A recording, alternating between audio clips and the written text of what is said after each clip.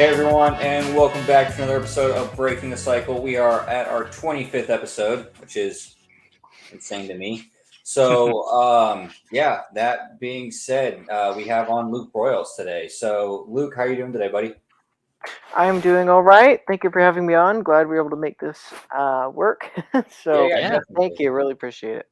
Yeah, No absolutely. Thanks problem. for coming on. Really excited to have you on and hear from you. So, can you just go ahead and we'll just dive right in? Can you tell us what brought you to Bitcoin in a brief overview, um, and what your favorite thing about Bitcoin is? Like, what was that it factor for you? Well, there were many things, but the biggest it factor that still remains today, I suppose, is the thought about how Bitcoin enables property rights for hundreds of millions and billions eventually of people. To me, that's the selling point. Hmm. Yeah, number go up is cool, proof of work is cool, everything else is cool, and all those things are needed and they're true and they're essential. But the tipping point, let's say, that causes me to become obsessive of it, is that thought of, wow, what if we could enable property rights for billions of people, and the exciting things that it seems so probable. So Hmm. for me, that's the selling point. That's the moment where I became passionate about it. I don't remember what day it was, but I remember the night. I remember that feeling for the first time, and it's never really gone away. It's changed here and there, but yeah, that's the driving force. Yeah. And you have a background in real estate, correct? Yeah. I have a background in a few different things. That'd be one of them. Yeah. Gotcha. Yeah. So it makes sense that property rights is valuable to you. Yeah. Yeah. Definitely. It's something we take for granted here. Yeah, That's for it's sure. the banking the unbanked, right? It's the millions of people who can't or don't have access to a bank that have the ability to have a cell phone at least, right? So they can at least hold something, right? It's pretty amazing what you can Yep. do. Yep. Um, so I have a tweet that I found that I really kind of let me pull it up, and I lost it. It was a tweet that you had put out about land and how buying Bitcoin in a tweet. You had said that buying Bitcoin now is like buying land in the past. Can you expand on that? And what do you think about buying land now versus buying Bitcoin Oh now? boy. Yeah, I know it's doozy, right? Yeah. The tweet you're referring to, for those listening, was an idea many others have said before. Saylor said things like this. Jesse Myers said things like this. Oliver Velez has. But when I tweeted, it was a similar idea. Basically, is that the land rush, that Bitcoin basically is like a land rush of the 21st century, in the same way that pioneers were crazy and insane enough to cross Mississippi, venture west, stake a flag in the ground, and claim land for basically free, risking nothing more than their life and their time and their energy. It's the same idea with Bitcoin today, that, at least in my view, as long as it's exchangeable for fiat dollars, it's basically like a land rush. That the real abundance doesn't begin until the land rush is gone. In the same way with the pioneers, it would be crazy to say that all the opportunity is gone once all the land has been claimed. It's like, okay, no, the land has been claimed. Now the railroads come, now the industry comes, now the towns come, and eventually the whole society is built upon it. And I think it's going to be the same thing with Bitcoin. That what we're in this weird period where it's all out there sitting for free. We just have to cross the Mississippi, go out and claim it, and then once it's all claimed, then the real competition begins. Then the real price appreciation begins. That's when things really start to get exciting, because people actually begin competing for the land, for the digital land here. So, Sailor often compares it to that Miami Beach real estate or whatever. But Hmm. no matter what your frame of reference is, whether you want to compare it to Miami Beach real estate or American Frontier or whatever, the idea is the same, that you have something that's scarce and everything of value is going to be built atop of it. So that's the basic idea. Okay. Gotcha. Yeah. Yep. Yeah. And did you want to? talk about the slides that you had a little bit there? That I know, Grind, you had some questions about that. So Yeah, sure. I could. These these sites would be good. So I don't know. Do you want me just to go on about it, or do you want to Yeah, ask us some yeah, questions? yeah. I imagine that you probably have something, like rehearsed or kind of thought out in your head because you've put these together and talked about them before. So yeah, why don't you just run through like your normal spiel, and then if you didn't touch on any of the points that I had, I'll ask you at the end. Yeah, well, this slideshow is way too long for me to run through like that. But this first Okay. slide here we're looking at is life expectancy versus GDP per capita from 1800 to just about a decade ago, 2012, 2013.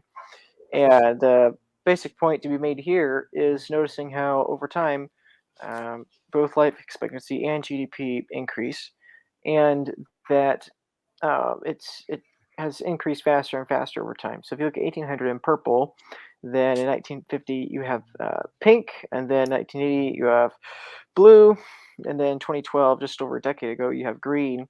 Hmm. And being that for all demographics is going up, if you look on the x-axis at the bottom there, the people that are closer to zero, the people that have the least amount of money, they are having faster rises in prosperity and productivity than people wealthier than them. So everyone's getting richer, but the poor are getting richer at a faster rate than the rich, which is Hmm. hard for people to hear because yes, numbers wise, nominally wise, the richest people get rich faster. But in terms of absolute prosperity, the world's poorest are getting faster or are getting wealthier at a faster rate than the rich. You know, if you go from $100 million to $200 million, your standard of living does not increase that much, even if your net worth doubles compared to Hmm. someone that's closer to the left end of this x-axis.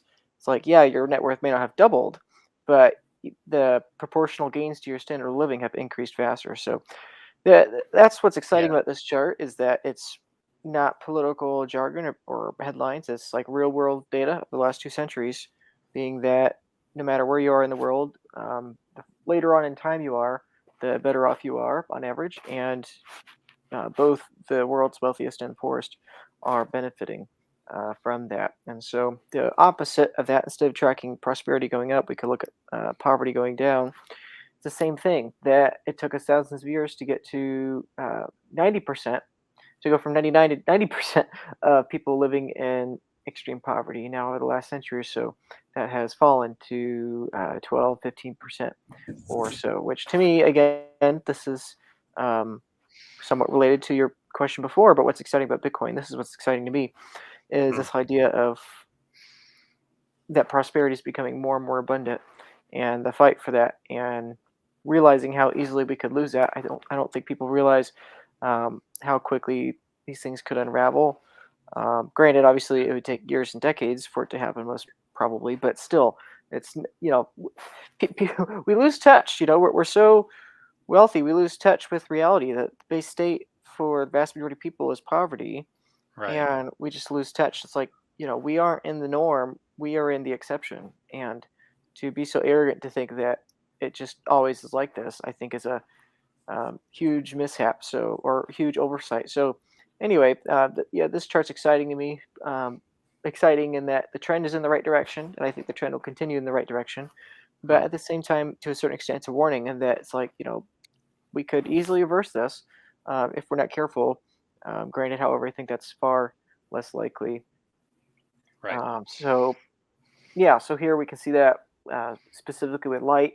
This is just one example of how we go from raw fire, open fire, to candles and light bulbs, and now we've gone from whale lamps, from whale oil, those kind of lamps, to now we have LEDs. The price of light is falling. So this is 600 Yeah. years here of the cost of light and pounds, British pounds, and we can see there are multiple periods where it's stagnated, where the technology stagnated, and then rapid periods where it just falls dramatically.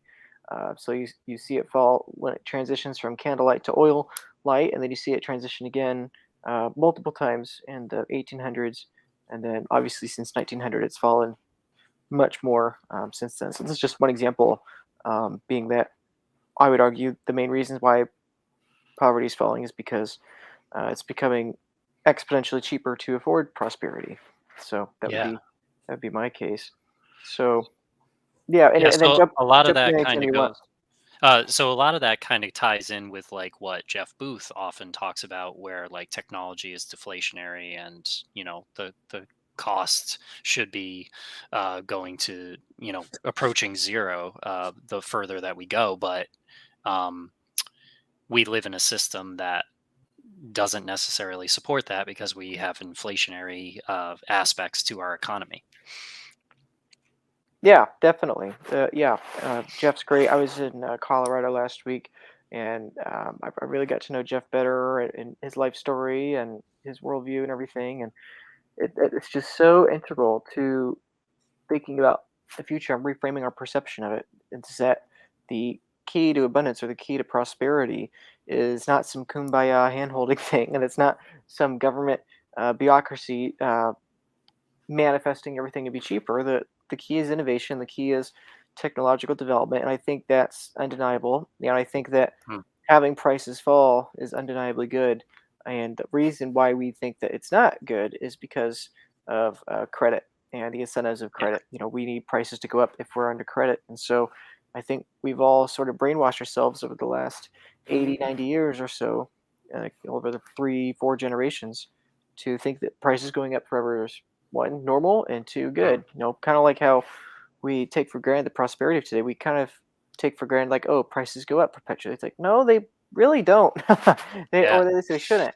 We've kind of forgotten this. So yeah, anyway, um, going off that point, this chart here, speaking of innovation, Hmm. these are shares of this is the share of U.S. households using specific technologies, aka innovations, new innovations. And we can see multiple things here. We can see, number one, there are more and more frequent innovations, and number two, the adoption curves are getting steeper. Hmm. uh, and then also this impacts government structures. This impacts everything else in the world. On the bottom right, the other chart, are the share of democracies versus autocracies in the world, and we can see that as prosperity becomes cheaper, as productivity becomes cheaper, and as more people have prosperity, they're able to justify higher allocations of energy into forms of government that require higher kinds of energy. It takes more energy to run a democracy than to run an aristocracy, and it takes more energy to run an aristocracy than a full-on monarchy or dictatorship. Hmm.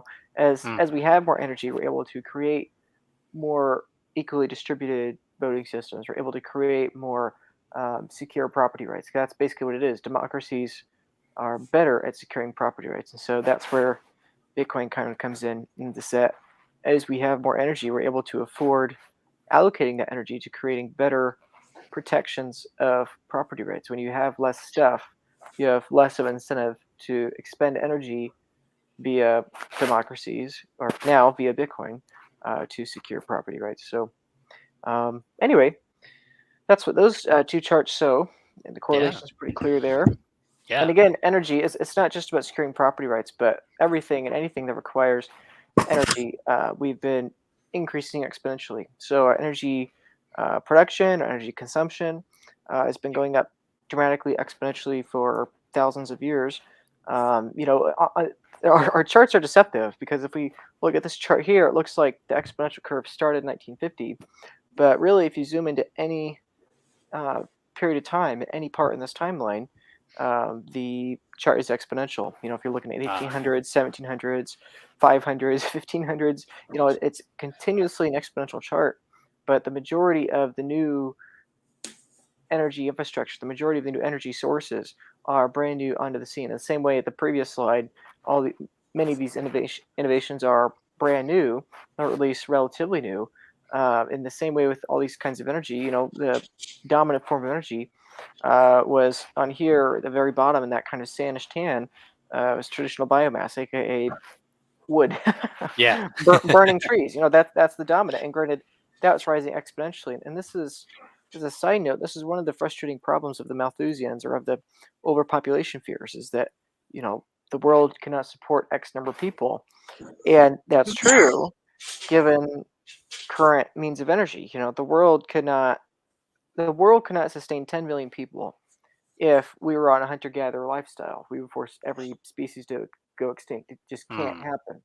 happen. And so, if we were to go back in time, 3,000-4,000 years, and say one day there'll be 1 billion people, they wouldn't have believed you, because Hmm. people would have said there could not be 50 million people, let alone 500 million people, let alone 5 billion people, because there's not enough animals to support it. And what that clearly misses is agriculture, cultivating animals, Yeah. infrastructure. Yeah, no, that's actually a really good point, Luke. That's a good perspective.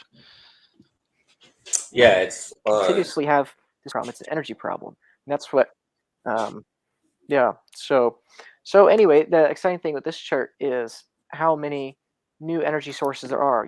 Obviously, if we look at 1900 or so, coal and oil were the only two brand new energy sources compared to traditional lumber. And obviously today has grown to roughly whatever it is, 40-45% of all energy consumption.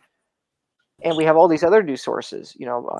Just to read it off here: you have natural gas, hydropower, nuclear, wind, solar, modern biofuels. So not traditional biofuels, but modern biofuels, and then other renewables. And then there's other things in the future. Not just nuclear fission, but fusion. Hmm. That's obviously extremely brand new, but we have dozens of new energy sources now that we didn't have decades before, or even if we had them decades before, they're actually becoming economically viable. So to me, that's exciting about this chart, is that hopefully this exponential trend continues and all these new energy sources will grow and blossom in the same way that oil and coal grew over the last century. So Hmm. anyway, this chart here is probably my favorite of the ones you looked at so far in quantifying um, quantifying the total productivity. The secret is more energy. That's the secret. Yeah. So anyway, I hope we continue that in the future. Yeah. Yeah. That's a great point. Luke, you were talking about coal. I just wanted to let you know, one time I got a lump of coal in my stocking for Christmas.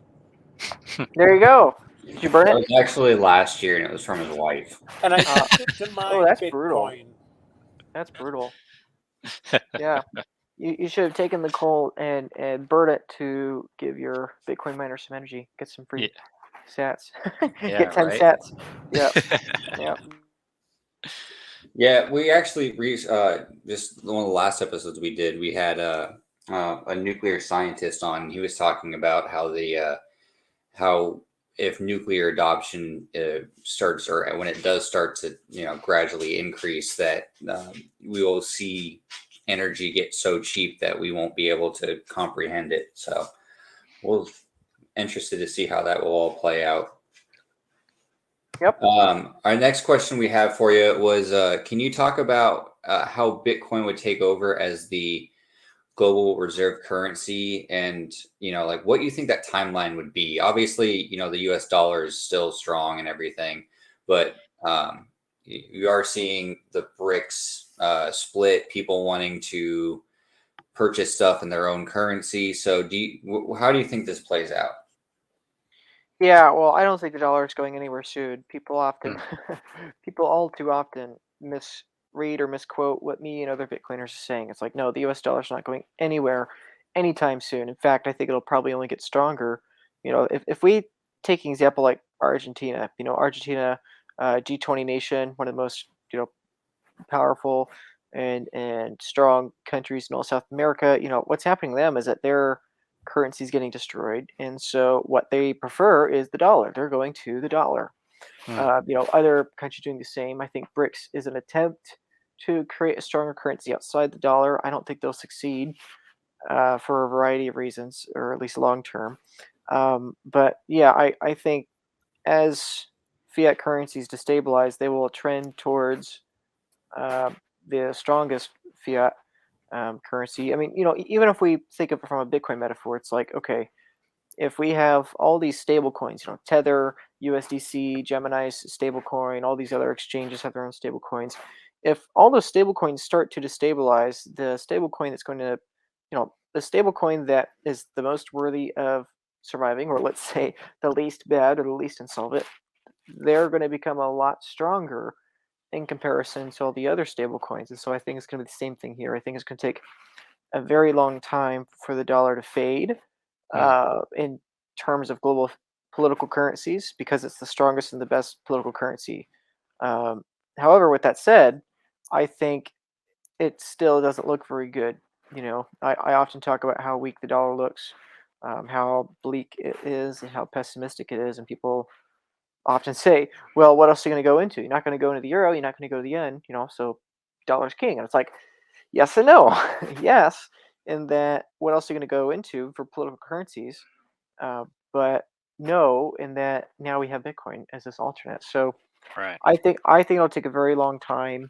Um, I think we could see multiple currency resets well before Bitcoin mass adoption. I think most Bitcoiners assume that hyperinflation and Bitcoin adoption are matter and antimatter and that they're directly correlated. I don't think that's necessarily the case. If we look at Argentina, they're going through 100% inflation or whatever numbers you actually want to believe, and they are nowhere near mass Bitcoin adoption. So why would we think that we're going to be different? I mean, yes, we have this libertarian presidential candidate, presidential hopeful in October that, maybe will be or won't be elected. But he's not popular because he's pro Bitcoin. I mean, he barely even talks about Bitcoin. He's popular for other reasons. So, yeah, I don't really know what it looks like, but I think perhaps Bitcoiners are a little too naive in thinking how soon this is going to happen. With that said, it could happen really quickly, but I don't. My base case is to think it's going to take a very long time for Bitcoin to be mass adopted, which has its own pros and cons. But long story short is that if we think of the internet, when the internet was only at 20% adoption, like Sears was already on its way out, Kodak was already on its way out, the newspaper companies are already on their way out. Like, I think it's entirely possible for Bitcoin to only be at 10 to 25% adoption, and banking sectors, the Fed, Treasury, like the whole thing's already unraveling. Like, I think Right. I don't think I don't think Bitcoin has to be at like 80% adoption for those things to start to unravel. I think it's going to be much sooner. In fact, I don't think it can be. I think it just takes a minimal number of people to leave for that to start to manifest. So Yeah. anyway, that's my guess. Yeah, I mean nothing is like, like immediate. It's a process of like building up to something and then also like unwinding from something else. So like yeah, like we're seeing small banks collapse into bigger banks. We're seeing weaker fiat currencies collapse into larger fiat currencies. So I definitely agree with you that like the dollar's not dead in the sense of like it's going to be the last one to die. So all the other ones have to kind of collapse into it or die first before it does. So there'll be strength, there'll be perceived strength, I believe, like during that time period, which will take probably decades to play out. But then, we're still in terms of crunching the numbers, we're still the problem is still in front of us, and hopefully Bitcoin is the solution to solving the fiat debacle. Yep. I hope so. Yep. I've said before, I really do think pain's the main driving force here, and Mm. I don't. I used to think otherwise, but I think that's the case. I think most people will only learn through pain. So Yeah. that's how it is with most things. Oh yeah. Luke, Yeah, for I sure. have a serious question. When do you think Pepe will flip Bitcoin?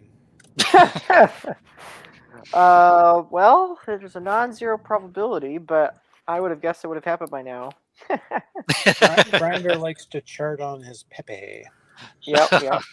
No, I don't like to chart Pepe. It's I like to actually chart his Pepe to number tell one. people to get away from it. It's It's a good actually his example number of one holding. what's that, Joe? It's your number one holding. No, I don't have any of it. But I do like to use it as an example of how charts look terrible, and you shouldn't invest in a chart that looks like this.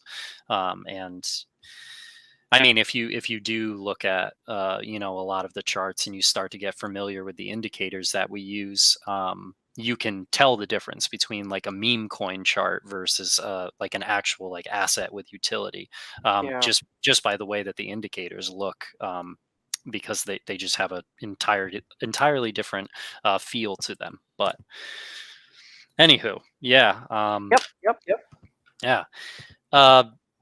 The next question that we had for you was like related to the U.S. government's detachment from gold. So let's talk about the importance of understanding the impacts of the U.S. monetary system detaching itself from gold in 1971. Sure. Yeah. Um, oh boy, where to begin?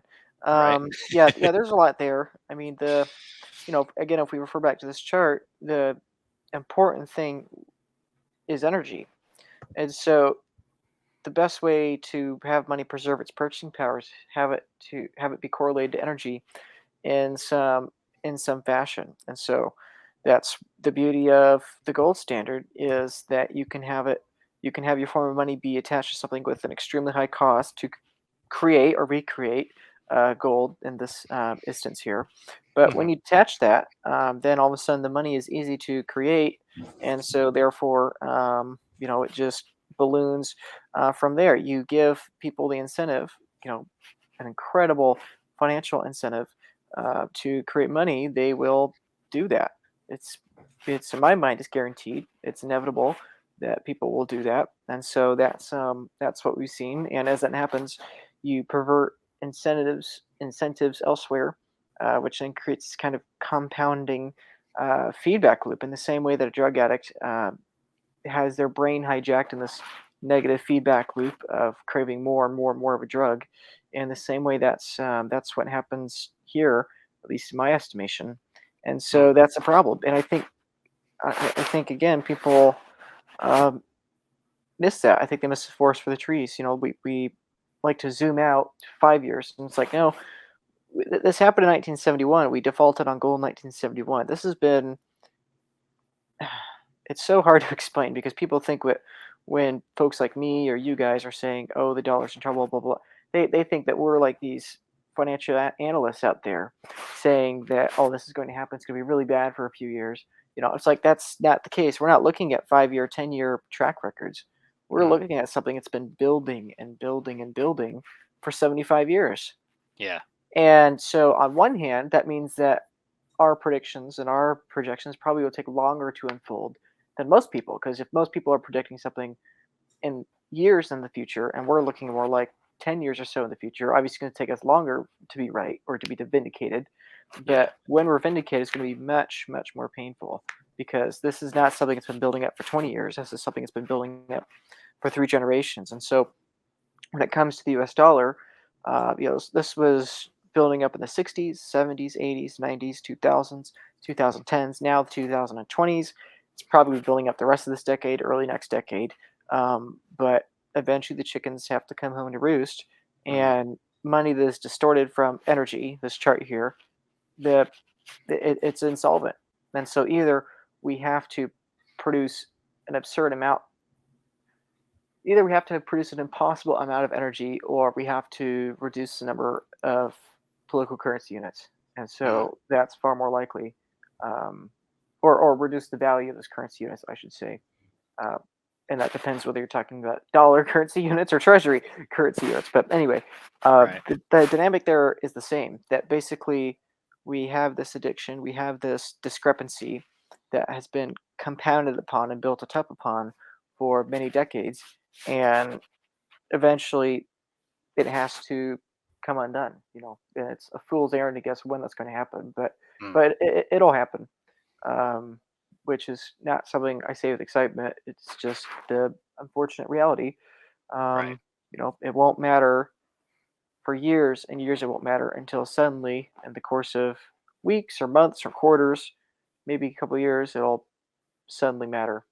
Right. And people have all kinds of excuses and reasons of why it's happening now. But at the end of the day, that's just noise. The real reason it's happening at that precise time is just coincidence, but the fundamental reason is just math. So, you Right. know, Yeah. Yeah, and that's, speaking to, what I had to kind of mention before, where it's like at the end of the day, the math doesn't add up. So, that's what Yeah, you got to yeah, trust. yeah. This chart goes pretty well, with that point. These are Mm, reserve currencies of the past few thousand years, and it's a little misleading. There are some things that are missing there, and obviously, the farther back in history you go, the more vague the term reserve currency gets because the world was less globalized. But mm, the reason I like this chart is because it shows how the life cycle of reserve currencies gets faster and faster and faster. And the very top right black bar is the U.S. dollar, what we're talking about right now, and it says 100 years from 1920 onwards, and that's actually misleading because the U.S. has had multiple standards. We had pre-Federal Reserve, we had mm, post-Federal Reserve, and actually before the Federal Reserve, we had two different central banks uh, in the U.S. And before that, we had the Continental Dollar, although that was nowhere near reserve currency. But then you had pre-Federal Reserve, 20th century, before 1914. You had post-Federal Reserve. You had the Bretton Woods Agreement in 44. You had the gold standard, like I was just talking about, in 71. So really, that little black bar is multiple iterations of the U.S. dollar. mm. It's multiple reserve currencies. So even that's it's speeding up to an even higher degree than what this chart shows. But my main argument for why it's speeding up would be that technology is getting faster and the adoption curves Yeah. are getting faster, meaning that the demographics for immigration, the demographics for the rise of developed economies, all those things are getting faster. And so as those things get faster, reserve currencies downstream of all those things. And so because those things are getting faster, the life cycle of reserve currencies are getting faster, which is really not that encouraging. Because what does that mean? Well, it means that best case scenario is that dollar has years or a couple of decades left, but then however long the dollar lasts, the next reserve currency would just last even shorter than that. The next one even shorter than that, perpetually, as far as we can tell. So Right. anyway, I find this interesting historically looking back at all the different currencies most of us are completely oblivious of, but then extrapolating that forward, that's really not that encouraging. So Yeah. And you do bring up a good point about how like we had multiple standards within like our country's like domination of this yeah, as well. So yeah, that's a good point. So, obviously like we're hoping that like the next standard will be Bitcoin. But then we also, based on what we were just saying, we would essentially be also saying that Bitcoin is going to need to be replaced at some point. And, I imagine if I had to think of that off the top of my head, it would basically be like a quantum resistant Bitcoin. And that might be what we need to transition to when computers get powerful enough to be able to, you know, quantum compute and crack the code. So, but I would hope that it would just be a new iteration of the original Bitcoin. What do you think about that, Luke? yeah, I don't think quantum computers are an existential threat. I mean, Right. really, Not right now. yeah, no, no. Well, they're not, and I mean, Bitcoin could upgrade to that. I mean, that's something that could be upgraded to easily. Um, Hmm. yeah, that's something that will take a while. It's something that'll take a while. It's something that it's something easy that will be seen coming. And it's Oh like, yeah. okay, even if it is a threat, it's like, okay, every other currency is much more of a threat then, and much Right. more of a risk then. Yeah, so yeah, I don't really know what's Exactly. next after Bitcoin, but I know that it's probably not on the horizon anytime soon. And if it Yeah. was on the horizon, we'd have far more immediate concerns, um, which is kind of the incredible thing. I mean, there are very few industries, careers, jobs, technologies that I can think of that will stand the test of time for the next 100 years. I mean, Mm. obviously, the obvious things like automation, self-driving cars. I mean, there's so many things that I could see being completely changed in the next 100 years. But Bitcoin's one of, if not the thing that to me seems the most resistant Mm. against that. So yeah, I can't think of what would replace it. Not even quantum computers. Yeah. Fair enough. Yeah, I mean, we all have. Well, I mean, people are just now getting their head around Bitcoin, right? So, like, to think what's going to be coming after that, I mean, it's going to be insane. I Yeah, don't even. I personally don't even know how they would manage to do that because I'm still wrapping my head around Bitcoin. Like I learn about yeah. it every day. So to think about what would come after that, I is kind of terrifying, honestly. Well, and frankly, I don't think about it very much, just because I don't think there's any point. I'm like, okay, let's take the internet. Like, what comes after the internet? Hmm. I mean, we're all here talking on the internet. I'd argue it's still early for the internet. 40% of the world's population have never used the internet. So Hmm. it's like we're still early for the internet. And if we were pioneers of the internet, let's say 93, 94, or 1993, 1994, and we were to talk about this question, like one comes after the internet, like it's pointless. It's like in the same way with Bitcoin today, it's like people in 30 years will probably ask what comes after Bitcoin, and it'll be just as silly of a question Hmm. as asking the question, what comes after the internet is, so I think there are many decades before that becomes a remote discussion, and it may never happen. Like, I don't know what does replace the internet. Like, maybe nothing. Right.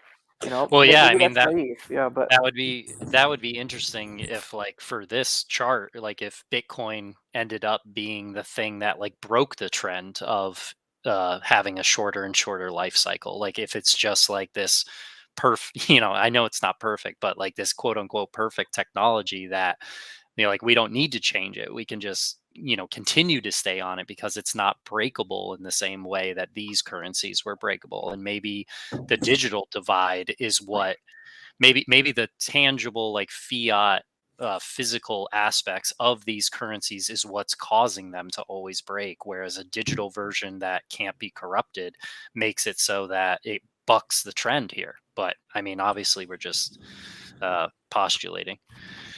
yep, I yeah, think what I definitely think either way this breaks a trend.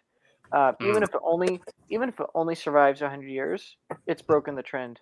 mm, And I think it'll easily survive 100 years. So yeah. yeah. I think what replaces Bitcoin is World Mobile Coin token. Well, Funny you guys are Pepe. talking about. Elon said it's going to be Dogecoin. So Yeah. Scanning all of our eyeballs. Yeah. Hey, so Luke, another question I had for you was, what advancement is happening in Bitcoin, the Bitcoin space that you're most excited about? Is it the advancement in Lightning, or just the mass adoption, or Yeah.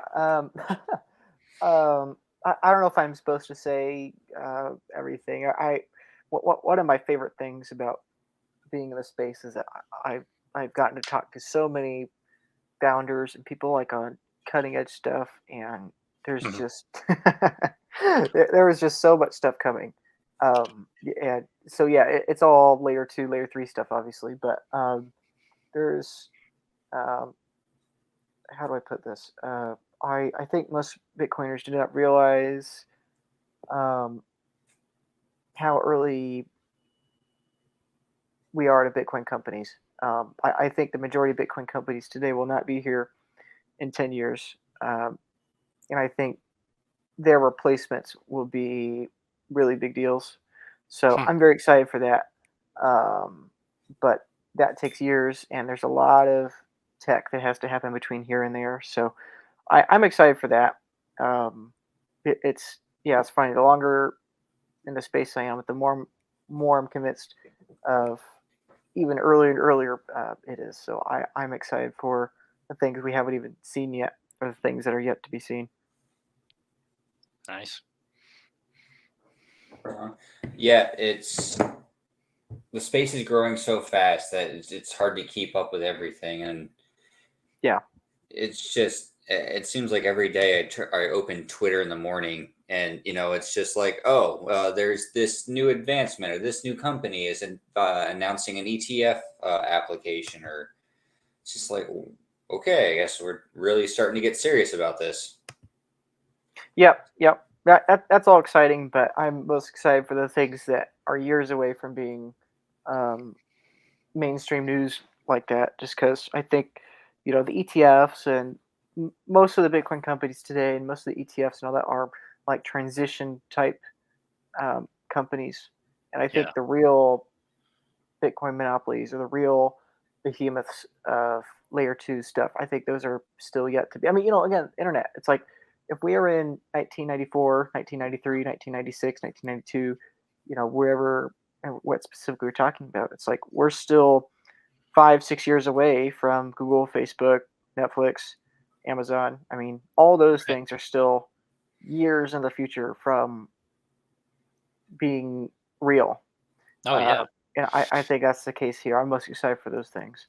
I think most of the products and services and companies are basically just transition, um, which they're needed. But yeah, it's going to be really interesting to see how it unfolds. Yeah, I mean, yeah, like that's a good point. Like, I think back in the '90s, if you asked, like who's going to be, the biggest company in like different categories, like you'd say AOL because it's all that like we kind of knew at that time. And but now here, hindsight's 2020, and it's like, yeah, AOL crashed and burned, um, and we've got like Google. So same thing. I always thought was interesting with like Yahoo Finance. They used to be the biggest and best, and then they got usurped by other sites as well. So yeah, it'll be interesting to see how things change over our lifetime. Yep, yep, definitely. And I know it's a cliche, like, oh, we're so early, whatever, but Hmm. really, it's I can't believe it.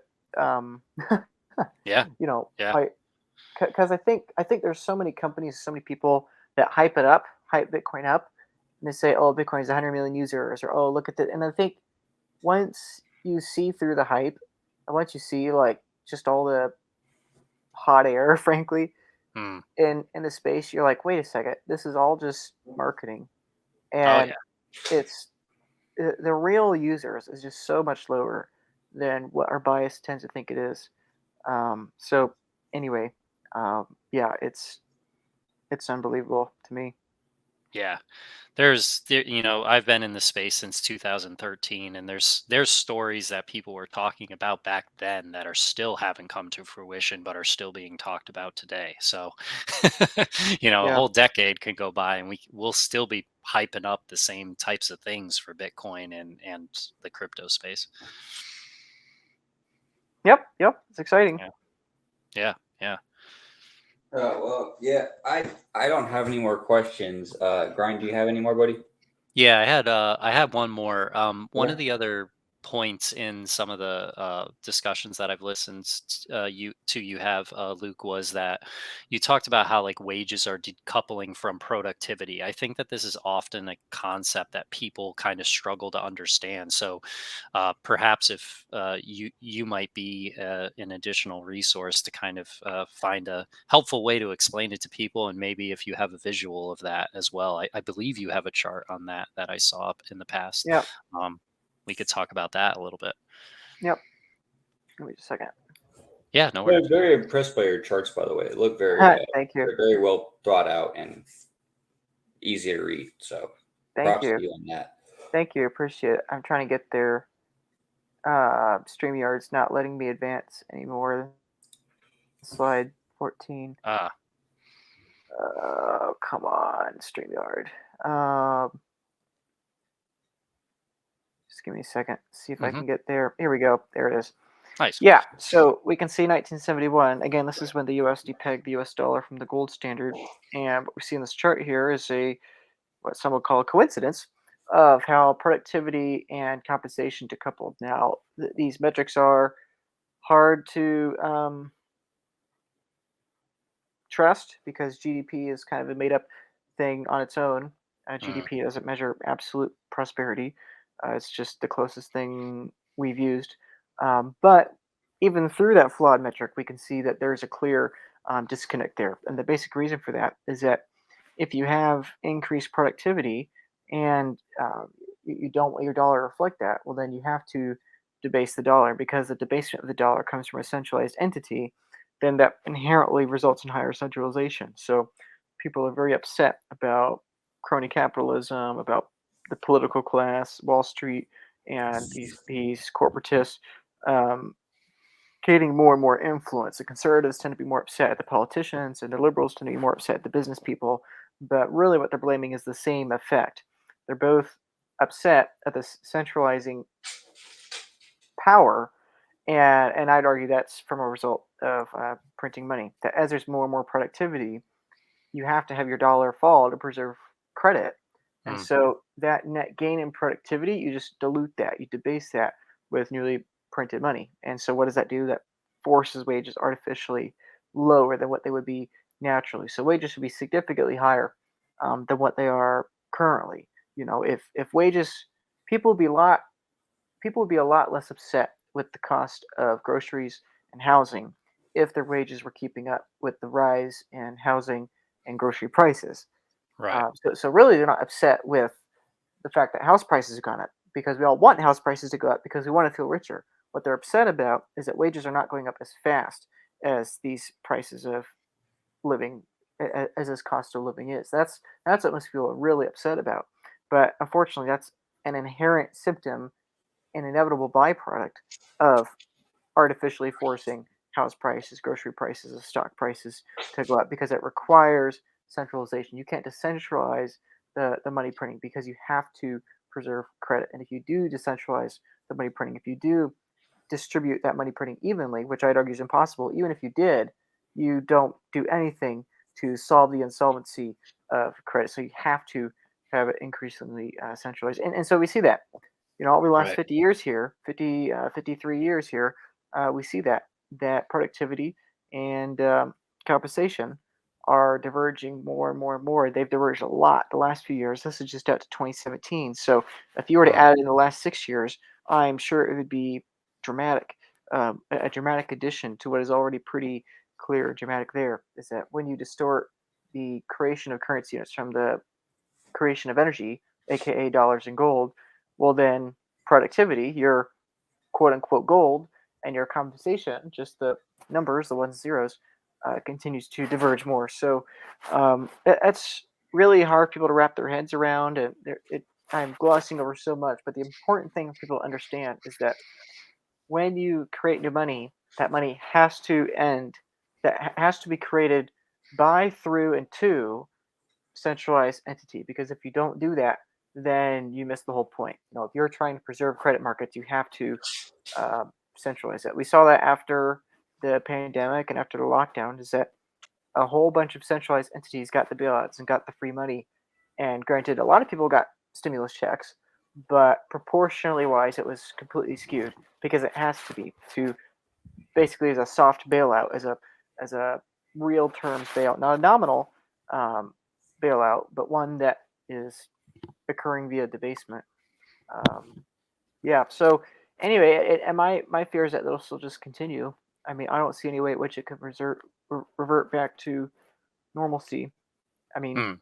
I really wonder in 10 years, like, I mean, people are upset now. People are Mm. protesting now. People are angry now. Like in 10 years, um, it's dramatic. And in 10 years, on the other hand, though, 10 years ago, there was Occupy Wall Street after 2008. Right. I mean, on one hand, we've come a long ways. On the other hand, I could see us going a long time still. So it's hard to know. Ultimately, this distortion will survive only as long as people are willing to accept the distortion, willing to trust that. We could see the end of the dollar tomorrow if people just decide to stop trusting it. True. Yeah. Yeah, Yeah. I don't think that'll happen for a very long time, but Right. theoretically, it could happen anytime. And that's the other thing with the internet that's unprecedented. We don't know. Information spreads a lot quicker now. Mm. We don't know if the internet will escalate the speed of this. That's my guess. It'll escalate it because information's shared so much cheaper today and so much faster. On the other hand, though, it might extend it in some other forms because the ability for governments to create misinformation is greatly heightened. So, we'll see how that pro con, the trade offs, we'll see how that dynamic plays out. And if it's net equilibrium or one direction or the other. But my guess is that it'll speed up. Yeah. Yeah. And I think one of the kind of going back to the wage decoupling from productivity, one of the other like kind of illusions or like tricks that is part of this process and why it's I think confusing for individuals to kind of wrap their head around it is like they'll they think that their wages are going up because their salary is increasing in monetary units. but Yeah. they're not realizing that the value of that monetary unit is being debased. So, oh, I made $75,000 this year. I made $80,000 next year. I got a $5,000 raise. But if, the effects of debasement occur, that $5,000 is not worth the $5,000 that you thought it was the year before. Now it's only worth, 4,000 something. Yep, exactly. I mean, a gallon of gas today is what, $3.80? Hmm. 100 years ago it was what, 15 cents? Yeah. I mean, our base case 100 years from today should be that gas is over $100 a gallon. I mean, Right. everyone will be making 100 grand in 100 years, but gas will be $100 a gallon. Right. I mean, this chart, yeah, over the last 50 years, compensation has doubled, 115%. That's doubled, but Hmm. it's still significantly less than what it should be Right. in comparison to everything else. So, yeah, it's this. It again with the lockdowns. It's exactly what happened. Everyone got stimulus, so they felt richer, but at what expense? Everyone Hmm. else got more money. If you give Group A X number of dollars, you give Group B 2X dollars. You aren't giving wealth to Group A. You're taking wealth from them and giving it to Group B. So Yeah. anyway, Yeah, no, exactly. And that's why I love Bitcoin and I love understanding like economics like this, because when you understand that, what you can do at that time is say, oh, well, this isn't free money. I have to do something with it to actually make it worth more than or make it worth what they say it's going to be. So I'm going to put it into Bitcoin, and that that worked yeah, out really well. So I appreciate the government giving me my stimulus check because I put it into Bitcoin and actually made money off of it. But unfortunately, a lot of people are not educated in that way, and then that money just gets debased because of inflation. yep.